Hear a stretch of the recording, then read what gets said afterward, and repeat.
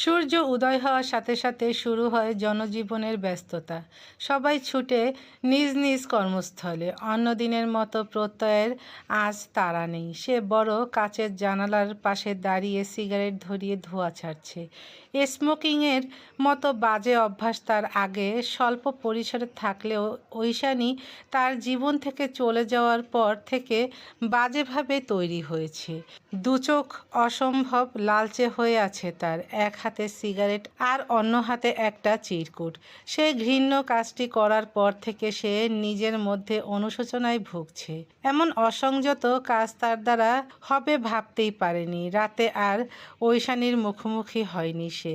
গায়ে পোশাক জড়িয়ে বারান্দায় চলে এসেছিল, চেয়ারে হেলান দিয়ে নিস্তব্ধ হয়ে বসেছিল।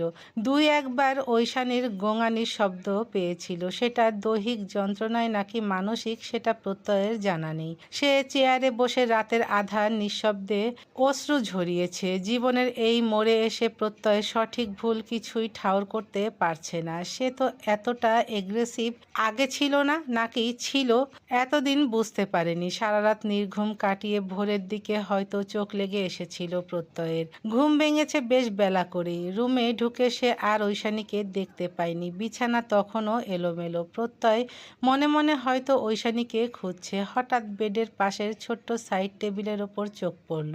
সেখানে তার মায়ের দেওয়া বালাজোড়া অযত্নে পড়ে আছে। তার ঠিক নিচেই একটা চিরকুট। প্রত্যয়ের অবচেতন মন হয়তো কিছু অনুধাবন করতে পারছিল। সে ধীরে ধীরে এগিয়ে এসে সেই চিরকুট তুলে নিল। সেখানে লেখা, প্রত্যয় আমাকে যা অপবাদ দাও আমি মেনে নিতে রাজি আছি, কারণ আমি জানি অতীতে তোমাকে অনেক কষ্ট দিয়েছি। তোমার এই অবহেলা আমি ডিজার্ভ করি। কিন্তু প্রত্যয় আমার চরিত্রের যদি কোনো কালিমা লেপন করতে চাও তবে সেটা আমি মানতে পারবো না। আমাদের সম্পর্কে কোনো বিশ্বাস ভরসা ভালোবাসা কিছুই নেই। এমন সম্পর্ক বয়ে বেড়ানোর কোনো মানেই হয় না। শুধু স্মৃতির পাতা ভারী হচ্ছে আর বুকের ক্ষত বেড়েই চলেছে। তাই তোমাকে মুক্তি দিয়ে যাচ্ছি, ভালো থেকো। প্রত্যয় হাতের সিগারেট জানালা দিয়ে দূরে ছুঁড়ে মারল। এই মুহূর্তে তার সবকিছু বিষাক্ত লাগছে। আরেকবার সারা ঘরে চোখ বুলালো। কেমন শূন্য নিস্তব্ধ হয়ে আছে। মাত্র কয়েকটা দিন ছিল সেই রমণী, আর তাতেই নিজের অস্তিত্বের ছাপ রেখে গেছে প্রতিটি দেয়াল জুড়ে। প্রত্যয় না চাইতেও দু চোখ বেয়ে অশ্রু গড়িয়ে পড়ল। মন আর মস্তিষ্কে তখন রীতিমতো যুদ্ধ চলছে। দ্রুত অশ্রু মুছে ঘর থেকে বেরিয়ে গেল। অন্যদিনের মতো মায়ের সাথে আর দেখা করল না। কোথায় যাচ্ছে নিজেও জানে না। শুধু মনে হচ্ছে এইখান থেকে দূরে যেতে হবে। সুপ্তি জামান ব্যালকনিতে দাঁড়িয়ে ছেলের বিধ্বস্ত মুখখানা ঠিক পর্যবেক্ষণ করলেন। ছেলে মেয়েরা বড় হলে চাইলেও তাদের ব্যক্তিগত বিষয়ে হস্তক্ষেপ করা যায় না, কিন্তু তিনি আজ ছেলের প্রতি ক্ষুব্ধ, প্রচণ্ড ক্ষুব্ধ। ছেলের এই অধঃপতন তিনি কিছুতেই মানতে পারছেন না। তিনি ভাবতে লাগলেন সকালের কথা। খুব ভোরেই ঐশানী এসেছিল তার রুমে। তিনি তখন মাত্র নামাজ শেষ করেছেন। মেয়েটার বিধ্বস্ত মুখ দেখে শিউরে উঠলেন। ঐশানীর গালে একাধিক আঙুলের ছাপ, ঠোঁট ফুলে একপাশে রক্ত জমাট বেঁধে আছে। মেয়েটার মাথায় ওড়না দিয়ে রাখলেও গলায় একাধিক বাদামি দাগ দেখে তিনি হতবাক হলেন। বুঝতে পারলেন মেয়েটার সাথে খুব খারাপ কিছু হয়েছে, আর সেটা যে তার ছেলের দ্বারাই হয়েছে তা বলার অপেক্ষা রাখে না। মনে মনে নিজের উপর ক্ষুব্ধ হলেন। ছেলেটা যখন জানালো সে ঐশানীকে বিয়ে করবে তখনই বাধা দেওয়া প্রয়োজন ছিল, কারণ এই কয়েক বছরে ছেলেটা মনে কি পরিমাণ ক্ষোভ জমা করে রেখেছিল ঐশানীর প্রতি সেটা তিনি ভালো করেই জানতেন। মেয়েটাকে ছেলের এই রোষানলের শিকার হতে দেওয়া একদম ঠিক হয়নি। ঐশানীর এই বিধ্বস্ত অবস্থা দেখে তিনি কাছে টেনে অস্থির হয়ে রেগে বলেছিলেন, প্রত্যয় তোমার গায়ে হাত তুলেছে মা? এত বড় স্পর্ধা ওর? ঐশানী প্রত্যয়ের মায়ের হুইল চেয়ারের সামনে হাঁটু গেড়ে বসে অশ্রুসিক্ত নয়নে তাকিয়ে বলল, মা, সে আমার গায়ে না, আমার আত্মমর্যাদায় হাত তুলেছে, আমার চরিত্রে আঙ্গুল তুলেছে। মা, বিশ্বাস ভাঙার শাস্তি বুঝি এমন হয়? আমি তো আপনার ছেলের বিশ্বাস ভেঙেছিলাম, তাই বুঝি এই শাস্তি পাচ্ছি? সুপ্তি জামান ঐশানীর সারা মুখে হাত বুলিয়ে বলল, তুমি কোনো বিশ্বাস ভাঙনি মা। আমি জানি তখন তুমি কেন আমার ছেলেকে ছেড়ে গেছিলে। আর কেউ না বুঝলেও আমি ঠিক বুঝেছি। মাঝে মাঝে নিজেকেই দোষী মনে হয়। আমি চাইলে হয়তো প্রত্যয় আজ তোমার সাথে এমন ব্যবহার করতে পারতো না। আমার ছেলের জন্য তুমি যে স্যাক্রিফাইস স্যাক্রিফাইস করেছো সেটা আমার ছেলে বুঝতে পারেনি, কিন্তু আমি পেরেছি। ঐশানী সুপ্তিজামানের হাতে চুমু খেয়ে বলল, মা, সেসবের এখন কোনো গুরুত্ব নেই। আপনার বা আপনার ছেলের প্রতি আমার কোনো অভিযোগ নেই মা। আপনি কখনোই আমাদের বিচ্ছেদের কারণ ছিলেন না। বিচ্ছেদের ডিসিশন সম্পূর্ণ আমার ছিল, কিন্তু আমি আর এখানে নিঃশ্বাস নিতে পারছি না। আমি চলে যাচ্ছি মা। প্লিজ আমাকে আটকাবেন না। পারলে আপনার ছেলেকে সেদিনের মতো আবার সামলে নেবেন। সুপ্তিজামান আর ঐশানীকে আটকায়নি। তিনি নিজেও একজন নারী। সে জানে মেয়েটার মনে কি চলছে। তিনি মনে মনে ঠিক করলেন ছেলেকে এইবার উচিত শিক্ষা দিয়ে ছাড়বেন। সকাল সকাল তৃপ্তি ঐশানীকে নিজের বাড়িতে দেখে বেশ ঘাবড়ে যায়। মেয়েটার বিধ্বস্ত অবস্থা তার নিজের চোখ এড়ায় না। মনে মনে প্রত্যয়ের প্রতি তীব্র ঘৃণা আর বিদ্বেষ জন্ম নেয়। সে অবিশ্বাসী সুরে বলে, প্রত্যয় ভাই এমন করবে আমি ভাবতেই পারছি না। তাকে আমি ছাড়বো না। সব জায়গায় ঝামেলা বাঁধিয়ে রাখবে। সৌভিককে হসপিটাল অবধি পৌঁছে দিয়েছে, তাকে তো আমি। ঐশানী তখন বিছানায় শুয়ে আছে। আদৌ তৃপ্তির কথা শুনছে কিনা বোঝা গেল না। শারীরিক এবং মানসিক যন্ত্রণায় তার অবস্থা তখন শোচনীয়। মেয়েটার চোখ দিয়ে ঝরছে অশ্রু। শুধু বিড়বিড় করে বলল, আমার জামাইকে নিয়ে বাজে কথা বলবি না। তৃপ্তির রাগ হলো। এত কিছুর পরও জামাইয়ের জন্য দরদ উথলে পড়ছে। পর মুহূর্তে মনে পড়ল এত বছর তার বান্ধবীর মলিন মুখখানা। প্রত্যয়ের বিরহে কত কেঁদেছে মেয়েটা। সেই সব অশ্রুর সাক্ষী সে ছিল। আজ যখন এত কিছুর পর মানুষ দুটি এক হলো, তখন যন্ত্রণা যেন বেড়ে গেল দ্বিগুণ। রাগ, জেদ, ক্ষোভ, অবিশ্বাস একটা সম্পর্কে খোকলা করতে বেশি সময় নেয় না। এত মিষ্টি সম্পর্কের এই পরিণতি দেখলে ভীষণ কষ্ট হয়। ঐশানী তার বাসায় পৌঁছালো একদিন পর। তার মা জামাইকে না নিয়ে আসার কারণে অনেক বকাঝকা করলেন। ঐশানী এই মুহূর্তে বাড়িতে কিছুই বলল না। মা অযথা চিন্তা করবেন। তাছাড়া এই মুহূর্তে সবার প্রশ্নের সম্মুখীন হতে চাইছে না। বলল সে কিছুদিনের জন্য বেড়াতে এসেছে। প্রত্যয় ভীষণ ব্যস্ততায় আসতে পারেনি। ছোট ভাই ঐশ্বর্য বোনকে পেয়ে ভীষণ খুশি। বড় চাচা চাচি সবাই খুশি হলেন। ঐশানীর কদর বেড়েছে দ্বিগুণ। কিন্তু আরিশা তাকে দেখে যেন বিরক্ত হলো। ঐশানী যেন তার দু চোখের বিষ। প্রত্যয় দুদিন যাবৎ খেয়াল করলো মা তার সাথে কোনো কথা বলছে না। সে বিষয়টা আজ খেয়াল করলো। শুটিং শেষ করে বাড়ি ফিরে মায়ের রুমে দরজা ধাক্কা দিল, কিন্তু মা খুললেন না, বরং চেঁচিয়ে বললেন, তোর মতো কুলাঙ্গার ছেলের মুখ দেখতে চাই না আমি, চলে যা। প্রত্যয় আর তর্কে গেল না। নিজের মন মেজাজ কিছুই ঠিক নেই। রুমে এসে ফ্রেশ না হয়েই বিছানায় পিঠ হেলিয়ে দিল। সিলিংয়ে তাকিয়ে রইল অনেকক্ষণ। ততক্ষণে চোখের কার্নিশ বেয়ে গড়িয়ে পড়ছে অশ্রু। বুকটা ভীষণ খালি খালি লাগছে। এত বছর ঐশানীকে ছাড়া ভীষণ কষ্ট হয়েছে ঠিক, কিন্তু নিজেকে সামলে নিয়েছিল। কিছু করে দেখানোর জেদ ছিল, জীবনে মোটিভ ছিল। কিন্তু এখন মেয়েটা মাত্র কয়দিন ছিল এই ঘরে। দুদিন তার অনুপস্থিতিতে এই ঘর আর তার বুক কেমন খাখা করছে। সে কি আবার ঐশানীর প্রেমে বাধা পড়ে গেল? সেই পুরনো অনুভূতিটা কি আবার মাথাচাড়া দিয়ে উঠছে? কখনো মনে হয় ঐশানীকে নিয়ে তার ভাবনা ভুল, কিন্তু ঐশানীর সেসব কাজ সে কি করে ভুলবে? নিজের চোখে দেখেছে তাকে সেই হোটেলে, সেটা যে মাথা থেকে কিছুতেই বের হচ্ছে না। প্রত্যয় ছটফট করতে লাগলো। মাথায় সেই পুরনো পাগলামি ভর করছে। নিজেকে আর দমাতে পারল না। সে বিছানা ছেড়ে উঠে দাঁড়ালো। গাড়ির চাবি নিয়ে বেরিয়ে পড়ল। রাত তখন গভীর। প্রত্যয় দাঁড়িয়ে আছে ঐশানীর বাসার সামনে, ঠিক ঐশানীর রুমের ব্যালকনির পাশে। এই জায়গায় দাঁড়িয়ে সে বহু রাত পার করেছে। যখন প্রেয়সী অভিমান করে থাকতো, তখন তাকে মানানোর জন্য কত রাত দাঁড়িয়েছে এই রাস্তায়।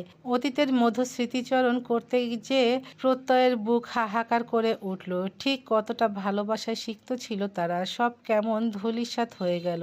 পরন্ত বিকেলে প্রত্যয় শুটিংয়ে ব্যস্ত ছিল। হৃদয়ে ভাঙন চললেও তাকে হাসি মুখেই কাজ করতে হয়, কারণ প্রডিউসারের লক্ষ লক্ষ টাকা ইনভেস্ট করা থাকে একটা ফিল্মে।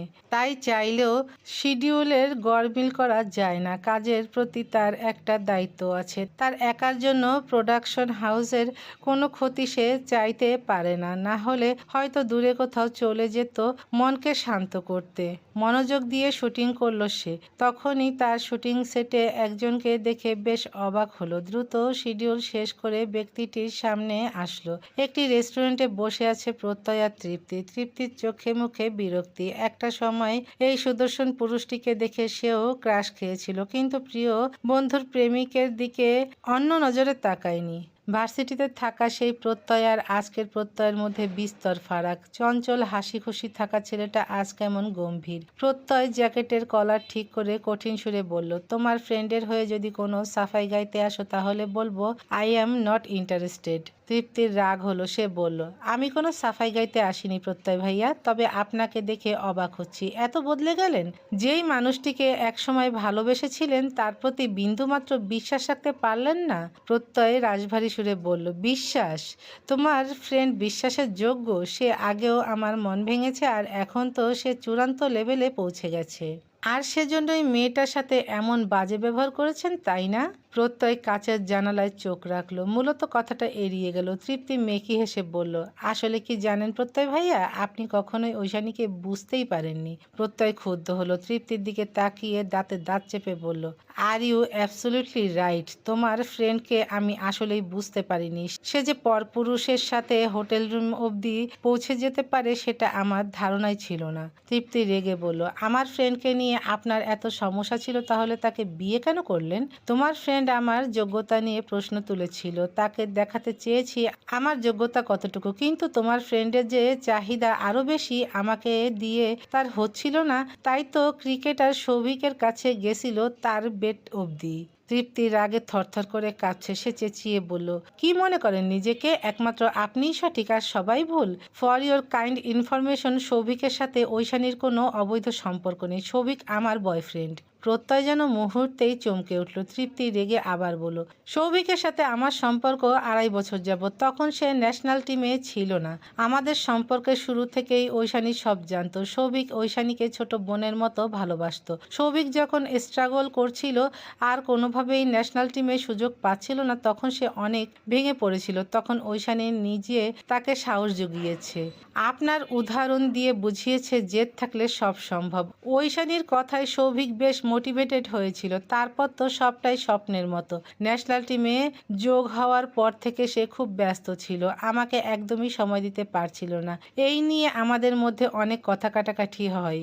আরেকদিকে বাসায় আমাকে বিয়ের জন্য প্রেশার দিচ্ছে। সব মিলিয়ে আমি ভীষণ ঝামেলার মধ্যে ছিলাম। সৌভিকও দেশে ছিল না। সেদিন সকালের ফ্লাইটেই সে শহরে এসেছিল। তাদের পুরো টিম সেই হোটেলে স্টে করছিল। ঐশানী জানতো আমাদের মধ্যে এমন সমস্যা চলছে। সে চাইছিল আমাদের মাঝে একটা মিটমাট হোক। তাই সেদিন সৌভিকের হোটেল রুমে আমরা যাই কথা বলার জন্য। গাড়ি থেকে নেমে আমরা একসাথেই হোটেলে প্রবেশ করি। হঠাৎ আমার ফোনে কল আসায় আমি ঐশানীকে বলেছিলাম রুমে চলে যেতে, আমি কল শেষ করে আসছি। কিন্তু আমি ফ্লোরে পৌঁছেই দেখলাম আপনি ঐশানীকে টেনে নিয়ে যাচ্ছেন। আমি আপনাকে আটকাতে চাইছিলাম, কিন্তু ততক্ষণে সৌভিকের রুম থেকে স্টাফদের চিৎকারের শব্দ ভেসে আসলো আর আমি সেদিকে ছুটে যাই। প্রত্যয় হতভম্ব হয়ে তাকিয়ে রইল। এমন কিছু সে ভাবতেই পারেনি। হঠাৎ মনে পড়ল 2 দিন আগে ঐশানীর সাথে কি বাজে ব্যবহার সে করেছে, এমনকি গায়ে হাত তুলেছে। অনুশোচনায় তার বুকে অস্থিরতা শুরু হলো। নিঃশ্বাসের গতি বাড়ল,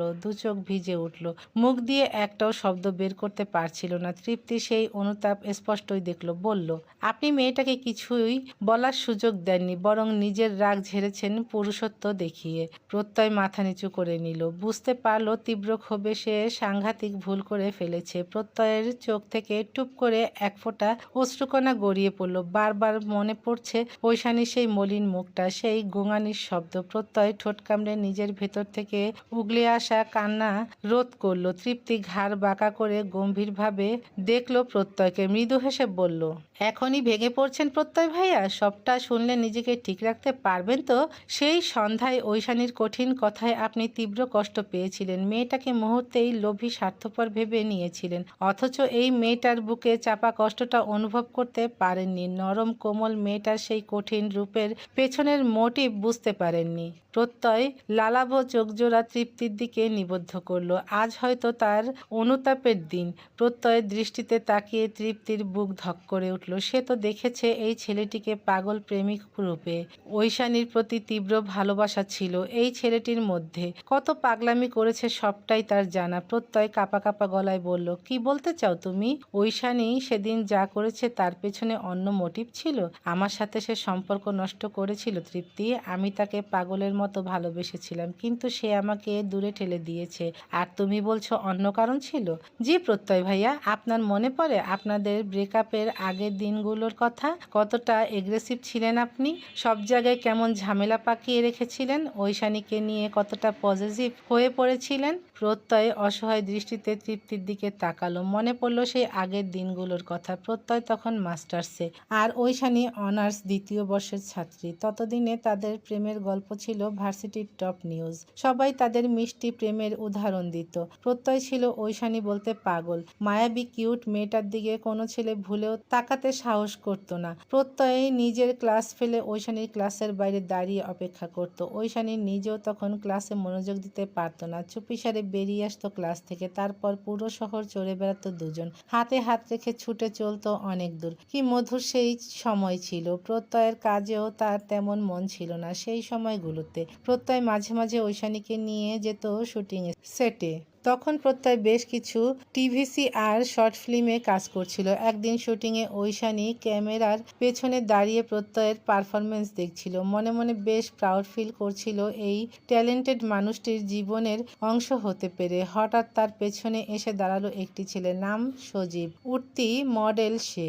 এই টিভিসিতে প্রত্যয়ের সাথেই কাজ করছে সে। ছেলেটি ঐশানীর পাশে দাঁড়িয়ে বলল, আপনি প্রত্যয়ের সাথে এসেছেন? কি হয় প্রত্যয় আপনার? ঐশানী বেশ বিব্রত হলো, কারণ ঐশানী জানে সজীব সব মেয়েদের সাথে ফ্লার্ট করে বেড়ায়। সে মৃদু হেসে বলল, আমার বয়ফ্রেন্ড। ছেলেটি নিজের প্যান্টের পকেটে দুহাত গুজে সামনের প্রত্যয়ের দিকে দৃষ্টি ফেলল, বলল, ও প্রত্যয় বেশ ব্রিলিয়ান্ট একজন আর্টিস্ট। সুযোগ পেলে মিডিয়াতে নিজের বেশ শক্তপোক্ত অবস্থান গড়তে পারবে। তাছাড়া গুড লুকিং হ্যান্ডসাম ছেলেদের বেশ ডিমান্ড আছে। ঐশানী আর প্রতি উত্তর করল না, খানিকটা এড়িয়ে চলার চেষ্টা করলো। সজীব আবার বলে উঠল, মিডিয়া সম্পর্কে আপনার ধারণা কেমন? ভালো। সজীব মৃদু হাসলো, বলল, আপনি দেখি মিডিয়ার ডার্ক সাইড সম্পর্কে কিছুই জানেন না। ক্যাস্টিক কাউস নাম শুনেছেন? ঐশানী জিজ্ঞাসু দৃষ্টিতে তাকালো। সজীব হেসে বলল, শুনুন মিস, এই মিডিয়াতে গিভ অ্যান্ড টেক সম্পর্কটা অনেক বেশি প্রচলিত। এইবার বুঝতে পারলেন? ঐশানীর কিছুটা ধারণা ছিল এই বিষয়ে। প্রত্যয় নিজেই বলেছিল। সে বলল, সেটা তো মেয়েদের ক্ষেত্রে প্রযোজ্য। সজীব সবগুলো দাঁত বের করে হেসে উঠল, যেটা ঐশানীর মোটেও ভালো লাগলো না। সে বেশ বিরক্ত হলো। সজীব বলল, আরে মিস, আপনি কিছুই জানেন না। মিডিয়াতে ছেলে মেয়ে সবার সাকসেসের একটাই মূল মন্ত্র, প্রডিউসার ডিরেক্টরদের মন খুশি করা। আর মিডিয়াতে গেয়ের অভাব নেই। টপ প্রডিউসাররা আর ডিরেক্টর ম্যাক্সিমামগুলাই ওই কাতারের। তাদের খুশি না করে কেউ উপরে উঠতে পারে না। এসব শুনে ঐশানীর গা শিরশির করে উঠল। ভাবতেই কেমন বিচ্ছিরি লাগলো। সে শুকনো ঢোক গিলে বলল, প্রত্যয় সেই ক্যাটাগরির নয়। সে কখনোই নিজের সেলফ রেসপেক্ট এর বলি দিবে না। সজীব আবার সেই বিচ্ছিরি হাসি দিল, বলল, আচ্ছা ঠিক আছে, আপনার কথা মেনে নিলাম, কিন্তু সে যদি সাকসেস হয় ক্যারিয়ারে, তাহলে আপনার মতো সাধারণ মেয়ের সাথে কি সে সম্পর্ক কন্টিনিউ করবে? তখন তার আশেপাশে ভ্রমরের মতো মেয়েরা উড়ে বেড়াবে। অলরেডি প্রত্যয়ের প্রতি উঠতি সুন্দরী মডেলরা ভীষণ দুর্বল। ঐশানীর ভীষণ রাগ হলো। এই ছেলেকে এই মুহূর্তে অসহ্য লাগলো। খানিকটা শক্ত গলায় বলল, আমাকে নিয়ে আপনার চিন্তা করতে হবে না। সজীব আবার হাসলো, বলল, রেগে গেলেন বোধহয়। দেখুন, প্রত্যয় ক্যারিয়ার নিয়ে বেশ উচ্চাকাঙ্ক্ষী। আমার মিডিয়াতে কাজ করা নিয়ে তেমন উচ্চাকাঙ্ক্ষা নেই, নিতান্তই শখের বশে করা। আমার ইচ্ছে একটা মিষ্টি মেয়ে দেখে বিয়ে করে সংসার করার। আর সেই মেয়ে যদি আপনার মতো হয় তাহলে কথাই নেই। এসব আমাকে কেন বলছেন? সজীব হেসে একটা কার্ড সামনে বাড়িয়ে বলল, এই কার্ডটা রাখুন, আমার নম্বর দেওয়া আছে। আপনার মতো একটা মিষ্টি মেয়ের সন্ধান পেলে আমাকে একটু জানাবেন প্লিজ। আপনি হলেও মন্দ হবে না। ঐশানী কিছু বুঝে ওঠার আগেই ছেলেটা এক প্রকার ঐশানীর হাতে কার্ড ধরিয়ে দিল। ঐশানীর সেই স্পর্শ মোটেও ভালো লাগলো না, কেমন নেগেটিভ ভাইব দিল। ঐশানী কিছু বোঝার আগে এই ছেলেটা আর একটা অদ্ভুত কাজ করে বসলো। সে আবার ঐশানীর হাত ধরে বলল, আমি ছেলে হিসেবে মন্দ নই, একবার আমার কথা ভেবে দেখবেন মিস। ঐশানীর রাগে সারা শরীর কেঁপে উঠল। দ্রুত হাত ছাড়িয়ে কিছু বলার আগেই কোথা থেকে হুট করেই প্রত্যয় এসে ছেলেটার নাক বরাবর একটার পর একটা ঘুষি বসাতে লাগলো। অনেকক্ষণ যাবৎ শুটিং চলাকালীন দেখছিল ছেলেটা ঐশানীকে বিরক্ত করছে। ওভার পজিটিভ প্রত্যয়ের জন্য এসব মেনে নেওয়া অসম্ভব ছিল। তাছাড়া এই সজীব ছেলেটা মেয়েদের দেখলেই ফ্ল্যাট করার খাতা খুলে বসে। প্রত্যয় প্রচণ্ড ক্ষিপ্ত হয়ে সেখানেই ছেলেটাকে বেদম মারে। বিশাল দেহি প্রত্যয়ের সামনে সজীব যেন পুঁটি মাছ। প্রত্যয় রেগে বলল, শালা, ফ্ল্যাট করার আর মেয়ে খুঁজে পেলি না? আমার গার্লফ্রেন্ডের দিকে নজর দিয়েছিস? তোর কথা ভেবে দেখতে বলেছিস না? আজ থেকে তুই প্রতিদিন আমার কথা ভেবে দেখবি। ঐশানী প্রত্যয়কে থামানোর চেষ্টা করে বিফল হয়। তারপর ইউনিটের সকলেই প্রত্যয়কে বেশ কষ্ট করে থামায়। সেই ঘটনার পর প্রত্যয়কে সেই টিভিসি থেকে বহিষ্কার করে দেওয়া হয়। এমনকি প্রত্যয়ের এই এগ্রেসিভ আচরণের জন্য আগামী 6 মাস সকল কাজ থেকে ব্যান করা হয়। হাতে থাকা প্রজেক্টগুলো ছুটে যায়। ঐশানী ভীষণ ভেঙে পড়ে সেসবের পর। নিজেকে দোষী মনে হয়, কিন্তু প্রত্যয়ের মধ্যে কোনো হেলদোল নেই। যেন সে যা করেছে ঠিক করেছে, আর যা হচ্ছে তাতে কিছুই আসে যায় না। ঐশানী বুঝতে পারছে ক্যারিয়ার নিয়ে অত্যাধিক কনসার্ন ছেলেটি আজকাল ভীষণ অনীহা করছে নিজের কাজের প্রতি। দিন দিন ঐশানীর প্রতি আসক্ত হয়ে পড়ছে সে। ঐশানী তখন প্রত্যয়ের ফিউচার নিয়ে ভীষণ চিন্তিত। সেদিন প্রত্যয়ের জন্মদিনে সুপ্তিজামানের সাথে গল্প করার সময় সুপ্তিজামান বেশ দুঃখ প্রকাশ করেছিলেন ছেলের এগ্রেসিভ আচরণের জন্য। ছেলের এই সম্পর্কের প্রতি অত্যাধিক উন্মাদনার জন্য নিজে ক্যারিয়ারে ফোকাস করছে না। ছেলেকে নিয়ে তিনি ভীষণ চিন্তিত। তিনি বলেছিলেন, বুঝলে মা, প্রত্যয়কে নিয়ে আমি ভীষণ চিন্তিত। আমার সর্বদা টপ করা ছেলেটা পরীক্ষায় ফেল করে বসে আছে। তাছাড়া ভার্সিটিতে ঝামেলা করে 1 বছর পিছিয়ে গেল। শুটিং সেটেও ঝামেলা বাঁধিয়ে রেখেছে। হাতে এই মুহূর্তে কোনো কাজ নেই। আগে যা ছিল সেগুলো হারিয়ে বসে আছে। এতটা এগ্রেসিভ প্রত্যয় আগে ছিল না। হঠাৎ ছেলেটা এমন কেন হয়ে গেল? আমি জানি আমার ছেলেটা ভীষণ ইমোশনাল। যে কোনো জিনিসের প্রতি সে খুব দ্রুত ইমোশনালি কানেক্টেড হয়ে পড়ে। কোনো কিছুর প্রতি দুর্বল হয়ে পড়লে তারপর আর কিছুই চোখে দেখে না। তুমি ওকে একটু বোঝাও। ভালোবাসা জীবনের একটি অংশ। জীবনে আরও অনেক ইম্পর্টেন্ট জিনিস আছে। সব ভুলে এমন পাগল প্রেমিক হয়ে ঘুরে বেড়ালে জীবনের সব হারাবে। কোনো কিছুই অতিরিক্ত ভালো নয়। এমন করলে সে জীবনে কিছুই করতে পারবে না। যে অ্যাক্টিং নিয়ে ওর এত প্যাশন ছিল সেটা নিয়ে কেমন হেলাফেলা করছে। নিজের প্রতিভা এইভাবে শেষ কেন করছে ছেলেটা? তোমার প্রতি আমার অভিযোগ নেই। তুমি ভীষণ মিষ্টি একটা মেয়ে, কিন্তু আমার ছেলেটাই নিজেকে আর নিজের আবেগকে কন্ট্রোল করতে পারছে না। লাভ লাইফ আর ক্যারিয়ার একদম গুলিয়ে ফেলেছে। তুমি প্লিজ ওকে একটু বোঝাও।